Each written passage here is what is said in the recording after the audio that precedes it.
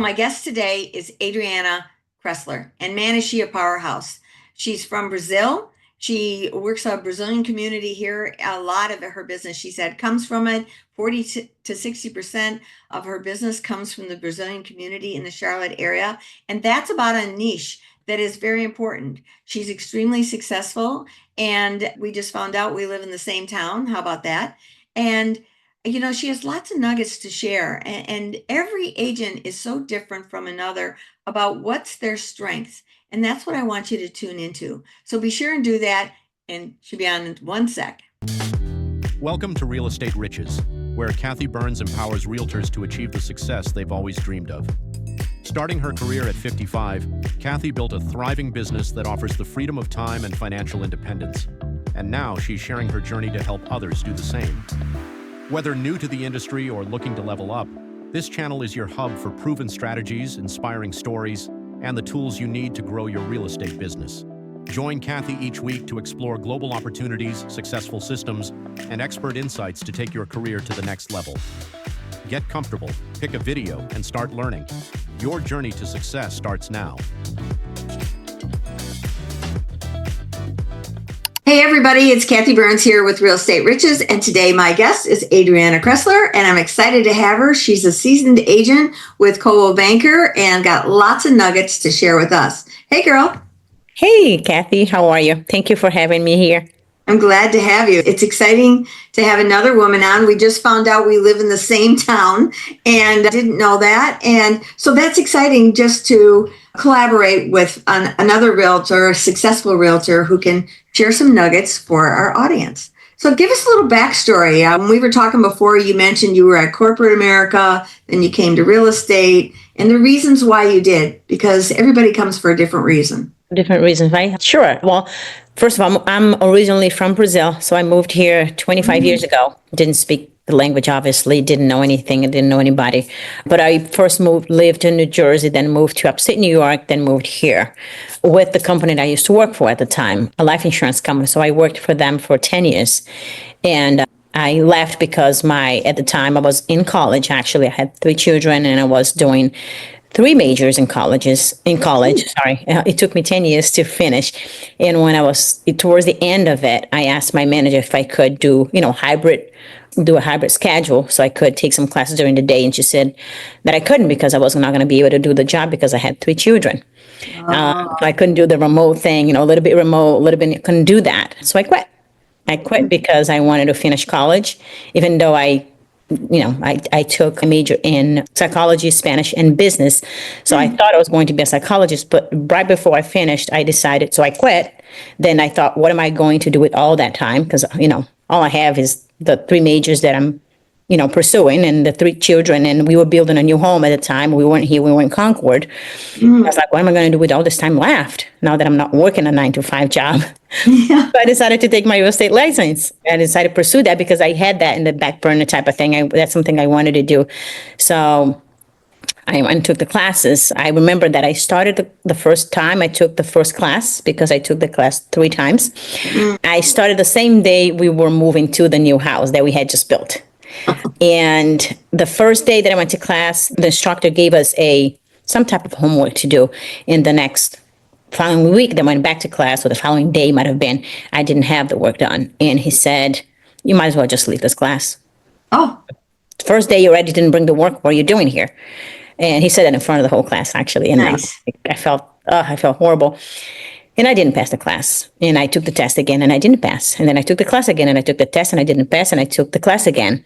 And then the 5th time I tried, I finally passed the test because by the 3rd or 4th time, I said, I'm going to pass this class, even if I had to shovel that piece of paper in a drawer and have to look at it again, but I'm not a quitter.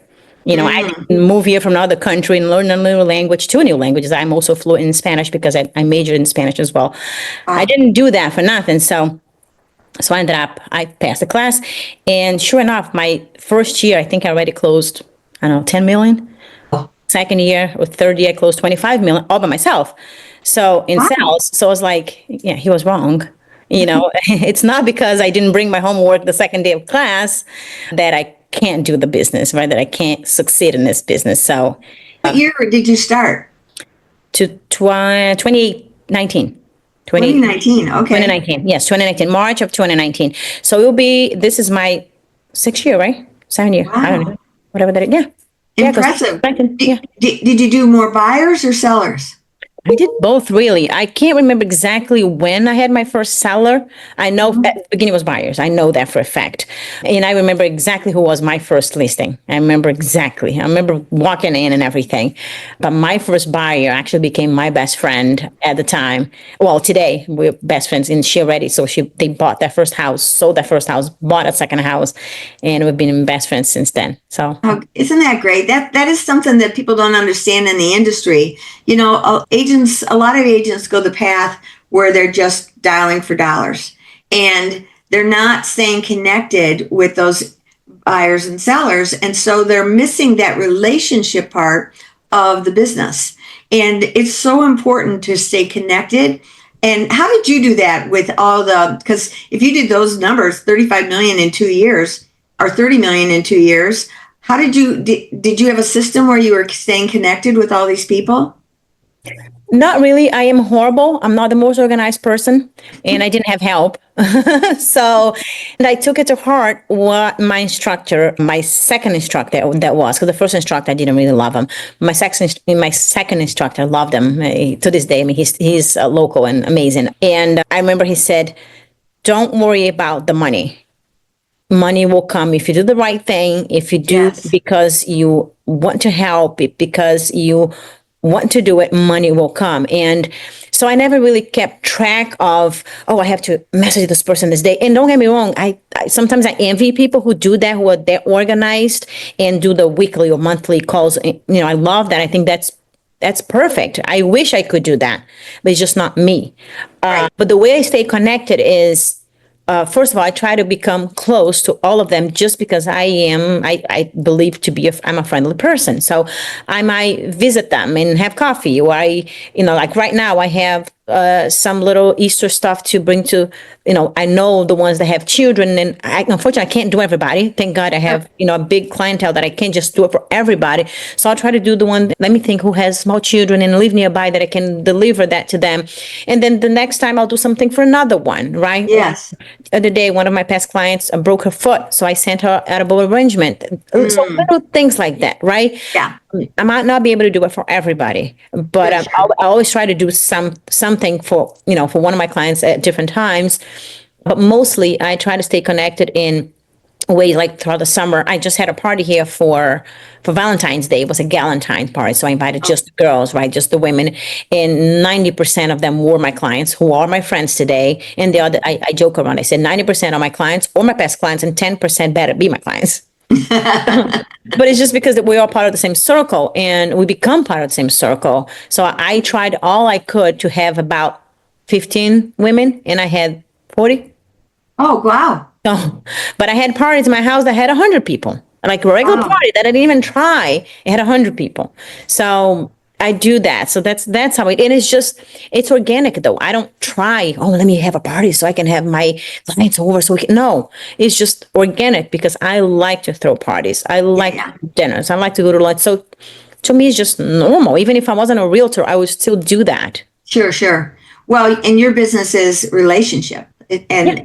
to me, that's the better way to do a business is building relationships because Absolutely. you've got raving fans and those raving fans are going to share. You got to use her. You've got to use her because she's the best. And you probably fight for your clients and you do all the things extra that a lot of agents don't do. And that's really what sets a good agent apart.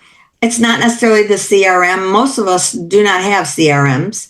And I've just started to get them. The past, I think, 4 years I've been doing it so that I can email out to different people with updates. I also did a card that I started with, I think it was back in 2012 or something. I do send out cards, but it's a specific card that I created and it's called I Got a Guy. I want to be known as, just call Kathy, she's got a guy for everything. And so my card is I got a guy and a gal too on the front of the card. It's an online card that you can fill out, but it mails it US mail. And so I'll have a vendor that I will promote on the inside of that card, on the left-hand side, all about them. And on the right-hand side, I'll say, this is my monthly card where I share somebody I know and trust.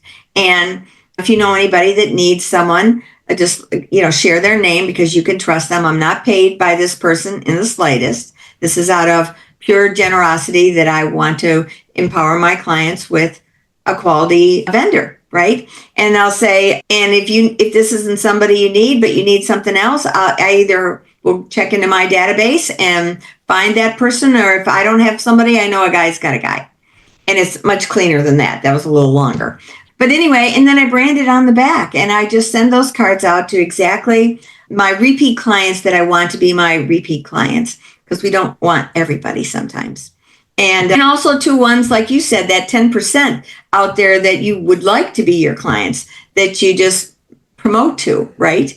And I have been doing that every month for years and years and years. And it has brought me tons of business because I'm top of mind. I'm not a party person. I don't like to entertain. I like to disappear. And so, but that's the point. We all have our little specialties that we can do. And so someone will pick up with what you just said, and someone will pick up with what I just said, and they'll find their own piece, right? Yes, absolutely. Yes. And I think, it's, different things work for different people. So we just have to find what works for us, because like you said, you like to disappear. If you decide to start entertaining just to get clients, it won't be organic. You won't feel, natural. You'll be forced, and people will see that. Yeah. People pick up on that, so you just have to be you at the end of the day. Yeah. Now I like to go to the parties. I just don't want to. That sounds great. So tell me, you've been in for 6 years, you've done well, you're an independent agent. I love that. So tell me, where do you see your business going? How do you see things evolving? Well, I'm trying to do a few things different now just so I can get different results. So one of the things that I typically don't do, like I was talking about, being very organized with doing the same thing either every week or every month. So that's something that I'm trying to do so I can my results are fine today for today's, world for me. But of course, we should always want to expand, right? Or you're a hustler. Right. So in order for me to get different results 5 years down the road, I need to do something different today, because a lot of the clients that we sell 5 years down the road, the connection was made today. Doesn't necessarily, right? I don't make a connection today and sell today. So one of the things that I want to start doing, and I have been already, is, keeping up with clients that don't necessarily come to my parties, for example, right? Those I have to, mail a card or pick up the phone and call and see how you're doing. I haven't talked to you in a whole year. How's everything? So those more like on the books type of thing, I have to do those things. I have to, kind of get on that bandwagon. Otherwise, you lose a lot of potential clients. Do you have an assistant at all? Someone to help you? Not right now. I did have one I had one for, I think, 3 years. And then recently I hired one, which I love. She's my best client. Bought it with me I think bought and sold with me 5 or 6 times. Love those. I love her. She's amazing. She sees this. She knows she is amazing, but she just couldn't, she has a little baby, so she couldn't stay, and do her best. That's what she said. I think she was doing great, but she might come back. So right now I don't have anybody, but I am going to probably start looking again if she can't come back in a couple months. But I need someone specific, because I'm very big in the Brazilian community. Mm-hmm. So I kind of need someone who speaks the language and understands the culture. So that's why I don't have anybody. It's not easy to find someone who speaks the language, understands the culture, is legal to work in the country and everything else. So I may have somebody for you. That'd be good. She's a friend of mine. We'll talk after, but she's a friend of mine. She's from Brazil. Okay. And just got her real estate license, as a matter of fact. So she's licensed in South Carolina, but we'll talk about that later. But okay. I think what agents do a lot is, there's a lot to this business and people have no idea. And it's overwhelming and it can make you burn out. And you and I talked about whether you go to the office or not, and you had left corporate so that you could be more flexible, more freedom, not have that 9-to-5 job feel. But even when you work from your own house, you can have a 9 to 5 feel because you're just going and going. You're trying to do all the jobs. And I remember early on in my career, and I started out dead broke, but I got a partner along the way, and we started to pick up business was good. But now you're splitting your commission 50-50, and you're also paying splits with the company, right? So the net was getting smaller and smaller, but I said, we're still working, even though it's a partnership, we were still working really hard because our business started to take off. And I said, I want to hire an assistant for the team. And even the broker owner said, don't do it till you're each making $100,000 a year. And I thought, no, that's not right. If I'm going to get to the 100, and this was years ago, if I'm going to get to the 100, I need somebody to take stuff off my plate so that I can do what I'm good at and focus in and move it. And so it took me a while, but I convinced my partner that we should do that. And man, was it a game changer for us because she was very organized. And she also had her license. So she was both a buyer's agent for us because we didn't want to do the buyers. We wanted to focus in on the listings. So we got a split from her. And when she wasn't running around with buyers, she was organizing our whole office because she was so organized. And she created systems for us. Everything was color coded. We had it all set up. And I said, I want that all written up so I can see it. So if you decide to move on, I'll be lost. So tell us what to do. Tell us what to do, girl. And so she created a whole system for us, which was really beneficial. And she eventually went her own way, which is fine. People are going to have to do that. And I was grateful to have her, and I was grateful for how she helped our business so. But my point being is, don't wait till you're making the money where you can afford to do it. Do it before to force yourself to be able to focus in on what you're going to do, but pay attention to who you're hiring. And that's why I don't have anybody right now. Yeah. It's hard to find. It's very important. I think it's important also to have people fill out a DISC profile. You know what I'm talking about? No. It's personality profile. Oh, okay. You can get them free on Tony Robbins' site, tonyrobbins.com/DISC. And that is a personality analysis that tells you what's their style. So like if you were to hire me as your assistant, I would destroy your office because I'm not organized. I'm not your girl. So on the profile, I'm an I, which means personality. You're out there. I'm an ID. So I'm driven and I'm an I. So a D is going to leave you and an I is going to chatter too much with everybody that comes near them. But there's a C, and they are like an engineer. They're that systems person that puts it all together. And you want them to have a little bit of the S, which is sympathetic. So they're very empathetic with the clients. They're getting things done, but their C is a strong driver. So that's a good thing to know when you're interviewing people. Just have them go fill that out on the free thing and send that over. And then you're going to know right off the bat their style first. Then you can review their resume, and it'll help you a lot. Okay, that sounds good. Well, thank you. And this gal lives in Mooresville that I'm talking about, but you don't necessarily have to have somebody in your office with you any day anymore, right? No. And she's fully equipped. But anyway, the other thing I wanted to ask you about is incorporating AI into your business, because I'm doing webinars once a month where I'm teaching realtors how to get started and think bigger. Think way bigger as far as how they're utilizing it. Because if I'm finding that most are barely using it for listing descriptions, maybe some emails, and that's where they're stopping. And that's dangerous in this world. And so I wondered if incorporating it. I'm sorry, you broke up a little bit. I couldn't. Sorry, I'm wondering how you're incorporating it into yours. Well, I am that agent who's barely using it. Okay. You're going to want to watch my webinars because here's what's happening. So 2.5 years ago, I first learned about AI, ChatGPT specifically. And I'm a tech person. I love the tech. And so I started studying it and I started diving in and I started learning it. And then I saw how rapid it was changing scenarios in itself. And then I saw, boy, the ones that are starting to use this in their business are going to be the ones who excel. And some people are afraid that it's going to take over our jobs. And it may down the road. I don't know. Because it's becoming so personal. But more importantly, it does tasks. It'll do things. It'll remind you. It'll get your mind thinking bigger. To give you an example, I'm going to do a video on this today. I'm very excited about it. Yesterday, I had a listing down in the Charlotte area, in an area that's high end, but it's a blend of all levels of types of price point homes. And that's a complicated comp to do, right?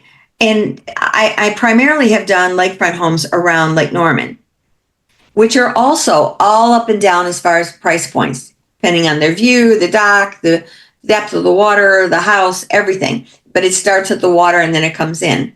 Well, you really have to know how to be doing comps to do things like that where you'll be equal to what an appraiser would do. And fortunately, I was trained by an appraiser years and years ago, which was a blessing. And so anyway, I sat down with ChatGPT yesterday and I said, I want you to help me comp this house. And I said, so I'm going to give you data and we're going to talk back and forth. And I talk to it like it's my buddy. So it's a back and forth conversation, which is when you get going with it, that's what'll happen. So anyway, I go through all these processes of uploading the MLS sheets of the entire neighborhood. It was 62 pages of PDFs that I uploaded. So it would have a basis of who the comps were, right? And then I said, I want you to analyze it. I just did it on a first run to see what it would do. And it only did it by square foot. And I said, that's not enough. So I told it who it was. I said, you're the top appraiser in the Charlotte metro area. And you know this neighborhood back and forth.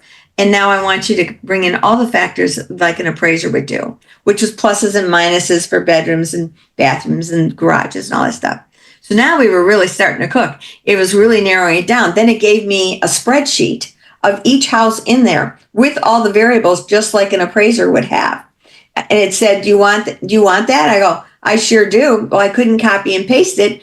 And I said, well, I can't copy and paste it. It said, do you want me to give you an Excel spreadsheet that you can download? I go, yes, it did that. And then it said, do you want me to write the copy for the MLS? Yes. Do you want me to do some video, or do you want me to do a video script on this particular property? Yes. Do you want me to do your social media of what would make sense for different social media out 30 days? I said, yes. So that's the kind of thing that I'm talking about. So now I sat there for hours to kind of train it, and there was a lot more to it. But my point is, now let's say because I've trained it on how to be, how it would comp a property, it'll now ask me the questions that I need to import on whatever property that I'm doing. It'll know the questions, and I will answer the questions. I'll upload the documents that it asked me to upload, and it will help me analyze it. And also, it gave me a summary so that I could present to my client last night of why it validated those particular properties. Now, I'm also ready for when it goes under contract, and I am always presenting a package to the appraiser that validates my numbers. So he created all of that for me. So I will be, ChatGPT. So now I'll be able to turn that into the appraiser, and you see how it helped me think bigger. It helped me present to my client better. It gave me rock solid numbers to work off because we want to get multiple offers on it. So where does stagger our price on that premise? Are they even doing multiple offers in that neighborhood? It did the deep research on it. Just telling you, AI is good. It's already changing our business. It is. It is. So for the realtors who embrace it and not be afraid of it, you're going to be the winners in the business, and that's a fact. So I'll help you. Okay. Thank you. I'll help you. Yeah, I've been using ChatGPT a lot for other things outside work, like if we're going to trip, we'll have it make our, whole itinerary. My husband is in IT, but that doesn't mean a lot because you don't know that, I don't know if you know this, but usually we have a saying in Brazil that you go somewhere like, I can't remember what it is in English, but the saint that lives in your home doesn't do any miracles. It's kind of how it goes. So he's a IT king, but he doesn't really help me with that stuff. But gotcha. But during a trip, we will use ChatGPT, and we just did. We're going to Italy in the summer, and it spit out the whole itinerary for us, which restaurants to go and which. Oh, wow. It's amazing. It's Yeah, amazing. and that's the other piece. Just like you said, you've got to incorporate it into your whole life because it will do so many things for you. Absolutely. I put all my medical records in and I have it, I analyze it and I say, talk to me like I'm a fifth grader so I know what the heck it's talking about. That's amazing. Yeah. I have to use it more. I have to use it more in real estate. In real estate, I'm not using enough. I know that. Well, and what happens is a lot of realtors they don't know how to think of how it will work in their business. And so I'm encouraging everybody to follow me on this channel. I'll give you all kinds of tips. And I'm going to be doing those webinars once a month at the end of every month and I'm getting people from all over the country who come to take the class. I don't charge anything for it. On the beginner one, I probably will as I start to advance it, but I really want to empower realtors on this path because I know that the ones that don't do it will just go by the wayside as far as the industry is concerned. And the whole world is about to change so dramatically because of it. And people are not recognizing the fast pace that it's happening. Absolutely. I feel like we're twins with our backgrounds. Oh, I know, right? Nicer though. I don't have a lot of stuff on mine. I have some books. We just built this, so I'm still buying things for it. Oh, that's nice. Mine's a picture. It's a picture. Oh, that's right. I can see the cutout of you now that I'm paying attention. Yeah. So any other wise tips that you would give some realtors out there who are trying to not just survive, I'd like them to thrive in this market because it is challenging. I mean, yeah, I think as far as, and I get that question a lot, honestly, like either new agents in my office or, I get people on social media ask, how do you do what how do you, become this big for being alone, of course, for being all by myself. I don't have a team or anything. And what I think basically in the beginning, I didn't know how to answer the question. I would just say, I don't know. How do you do? I'm like, I don't know. And one day my husband actually said to me, he's like, you have to think of an answer because we were at an event for the Coldwell Banker, the award ceremony we have every year. And I was getting an award that year for, the top 1%, whatever company. And I'm actually have one in 3 weeks again. And someone had asked right at the table, and I'm like, I don't know. And he's like, you got to think of an answer because I've heard people ask you that more than once, and you don't know the answer. I was like, because I don't think I do anything special. He's like, well, you must do something special because it's working and people are asking. And I was like, and then I stopped to think, I'm like, what am I doing that's special that could be different? And I'm not using AI, for example, as much as I could, right? I'm not doing the mailing as much as I could. I'm not very big in social media. What am I doing? Well, first of all, I'm being myself. That's number one. Nothing that I do is forced or is script. Nothing. I'm just me. But I do try to talk to everyone. And I mean, I could sell a house to a cat. If he wants to buy. I talk to everybody. To me, everybody is a potential client. Everyone is important. Everyone deserves to be heard. So I get a lot of calls, for example, for rental. But unfortunately, a lot of the people that call me are the Brazilian community, and either they don't have a social security number yet because they came relocated and it takes, a couple of weeks to get a social security number. So they don't have the credit score that, that the companies require. So they might not have everything they need. And unfortunately, my hands are tied. I can't help those people. But, what do? I don't just say, well, I can't help you. I mean, I'm not saying I never done, but if I'm very busy and I can't answer you right there, but most of the time, just like yesterday, someone called me and I couldn't help that person. I said, I can't help it, but hold on, let me search here. Look, you can try this company. There's, Progress Rental. There is, First Key Homes. There is this, there is that. Try these companies. You can, and I tell them what to do. You do, and I say, if you can't figure it out, call me. I'll go on a phone call with you. I'll call them for you. I'm not going to charge you anything for that. Why do I do that? Because that's me. I would do that regardless. Even if I wasn't an agent, I would still do that. I've done my whole life. You know what I mean? I do things because I find pleasure in doing that for people and, solving problems, right? I'm a solver. And if I were to give a tip, that's what it is.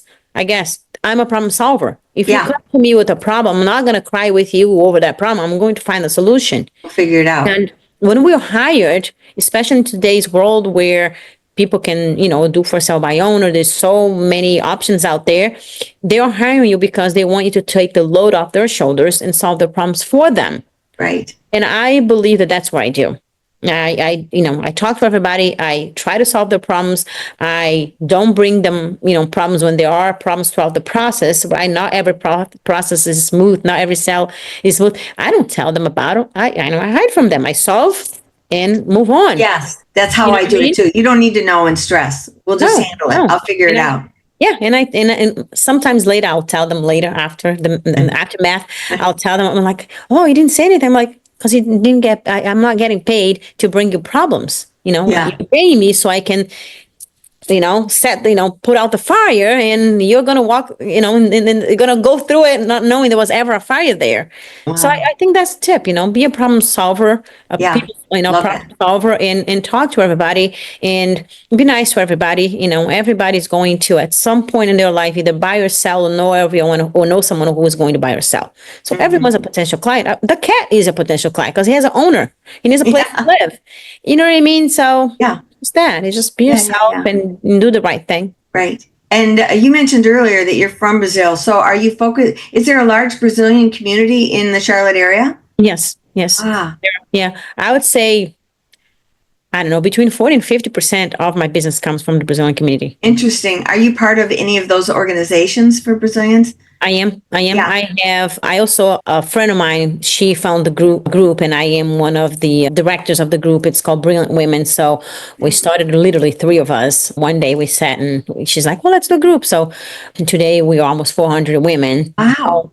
Throughout Charlotte. So we do get-togethers. We do, like right now we're going to have Easter, a party, an Easter egg hunt at the park for the children. So we'll do things like that. And then we have a bunch of Facebook groups that I'm part of. And so, yeah, there's a lot to be part of. Oh, that's wonderful. That's wonderful. My friend that I'm talking about, she lost her husband a little over a year ago, unexpectedly. And she's feeling lost. And I'm thinking, when she got her license, I told her to join those groups. I found them through ChatGPT, and I said, I think you should join these groups, if for no other thing but companionship, where you've got other peers from your country that you can talk to. So I don't know how many years she's been in the States, maybe 15. So, but she's awesome, and she got her license. Well, I'll tell you another reason, all that anyway, but she's awesome. And she has, I think, a 13-year-old daughter, and hardworking. So feel free to give her my number if you want to, because if she's if she's in Mooresville, she might even be in our group, the Brilliant Women group. One of the main reasons why we founded the group was to welcome women that, just moved here and either didn't speak the language or didn't have any, friends that are Brazilian. So that's the biggest thing for this group, is to welcome women and make them feel welcome. And every time someone new joins, they are thankful that they found the group, because we need one another. There's no other way around. Absolutely. We need one another. And when you come from a different culture, you can make all kinds of friends here, but then you still miss home. At some point you miss home.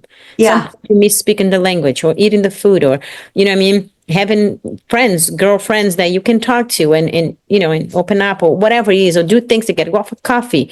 Yeah. So that's what we do. So we have a pickleball group now. We have a yoga group now. All within that group, we have other groups. Oh, that's wonderful. Oh, I love this. All right. Well, thank you so much for being on here. You shared a lot of nuggets, and appreciate everything that you've had to share with our guests. And I just want to thank you for that. Oh, you're welcome. Thank you for having me. I mean, it's an honor to be here and to know that we're neighbors pretty much, Yes. So close. I mean, we're like 5 minutes away, I think. Right. Sounds great. Thank you so much. I appreciate you taking your time too. Thank you. Well, thanks everybody. And I hope that you found value in this. Be sure and share it with your friends, subscribe below, and stay tuned for the next one. So thanks for joining me on this episode of Real Estate Riches. Wasn't that great? I'm sure you got a nugget or two. I know I did. So if you liked it, please subscribe below, share it with everybody, make some comments. We really find that invaluable. And if you're thinking that you would love to talk about this a little bit more, let's schedule a business strategy call. I'll have the link below. And let's see if we can't mastermind together and see if we can empower each other. That would be great. So until next time, signing off. Hope to see you on the next one.